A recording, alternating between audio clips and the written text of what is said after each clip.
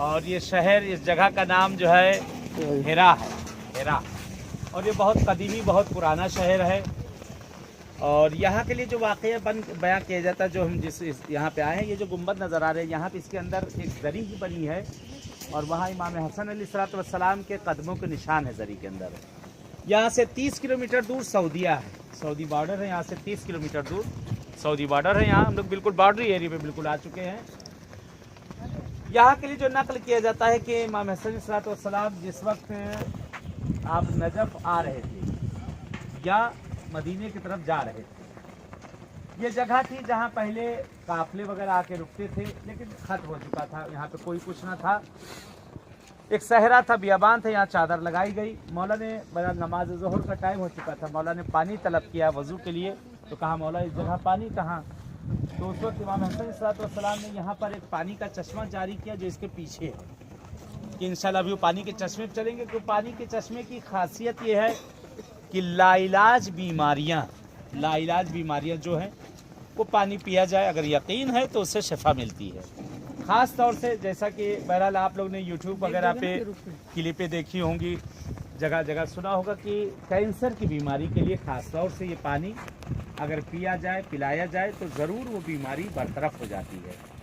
कि बहरहाल यहाँ आए हैं उससे पहले कि खुदा न खास्ता कोई बीमारी हो, उन बीमारियों से बचने के लिए इंशाअल्लाह ये पानी को जो है नियत करके इस पानी को पिया जाएगा कि इंशाअल्लाह उस पानी से शिफा मिलेगी। वो पानी खुद मौला के हाथों का जारी किया हुआ पानी है।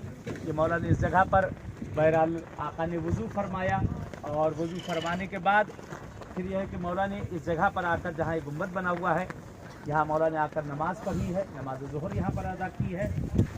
दो चीज़ें और यहाँ पर मुतअल्लिक़, एक तो ये पानी का चश्मा, इंशाअल्लाह भी वहाँ चलेंगे, जिनको पानी वगैरह लेना है, ले जाना है, पानी वहाँ से ले लेंगे। दूसरा एक और चश्मा वहाँ कोने में, वो पानी बिल्कुल गंदा बदबूदार, जितनी बदबू कहिए उतना कम होगी, वो एक बिल्कुल बदबूदार पानी है। उसके अंदर सफ़ेद सफ़ेद एक चीज़ भी ज़मीन से निकलती है कि वही लगाई जाती है जगहों पे जहाँ पे ज़ख्म हो, कोई बीमारी खाल की है, किसी और चीज़ की है, या इन्फेक्शन हो गया खाल वगैरह में, वो लगाया जाता है तो उससे सही हो जाते हैं।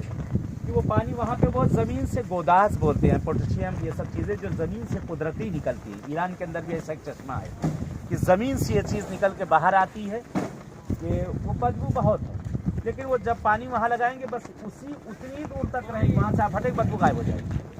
तो पानी आप जिस पे लगाएंगे वहाँ से आप दूर हटेंगे, वो पानी की बदबू गायब, ऑटोमेटिक खुद ब खुद गायब हो जाएगी। तो इसमें खुद जो है केमिकल है, ज़मीन से कुदरती निकल रहे हैं और बहता हुआ पानी है। पानी रुका हुआ नहीं कि कहा जाए पानी रुक गया, सड़ गया। पानी रुका हुआ नहीं, पानी बह रहा है, पानी चल रहा है कि ज़मीन से वो पानी वहाँ उस जगह पे निकल रहा है। ये हुई दो चीज़।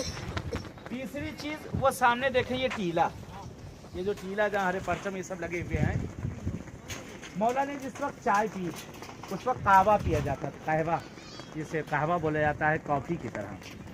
कि बहरहाल जो मौला ने चाय उस ज़माने जो चलती थी, पीने के बाद जो ज़मीन पर आपने फेंकी वो फैलने लगी, जैसे रग फैलती है।